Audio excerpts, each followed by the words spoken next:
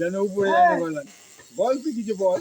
বলবো কি ফের লেগেছি বন্ধু, একটা ফের ধরেছি। ফের মানে তোমাকে শরীরটা খারাপ, ডিউটি যাইনি, চাদর দিয়ে আছি, মানে আমার একটা প্রবলেম হয়েছে শরীরে, সেই জন্য আমি যেতে পারিনি। তাই আমি মাছ ধরছি, এই পুকুরে মাছ ধরছি, দেখুন কেমন ধরছি। 2-3টে কাঁটা কেটে নিয়ে গেছে, তারপরে আমার একটা ভাই পয়সা চিপটা ফের তৈরি করে দিল। 3.5 কাঁদা উঠে সে কোথায় ঢুকে যাচ্ছে বলি, ধারে আসে। বড় মাছ, বড় মাছ লেগেছে, এটাও বড়। তাহলে মাছটা দেওয়া মাছ খুঁজে পাইনি। বাবা রে, আচ্ছা ধারে আনি তুই মাছটাকে ধারে নিয়ে আসবি তো। হ্যাঁ ও বাবা, হুইলটা না ভেঙে যাবে তুমি নাটকটা না, ফাইবার ভাঙবে না, ধরে নে হাত দিয়ে। মাছের কাজে আনবি তো তুই। হুইল জানে না উনিতে।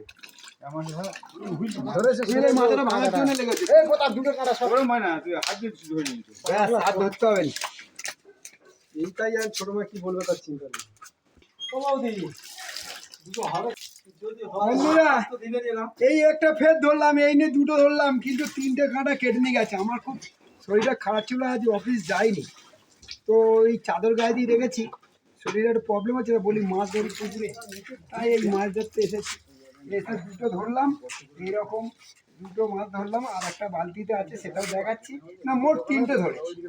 দেখাবি তুই, এইটা নে। আমি দেখাচ্ছি নিয়ে যাচ্ছি ওখানটা।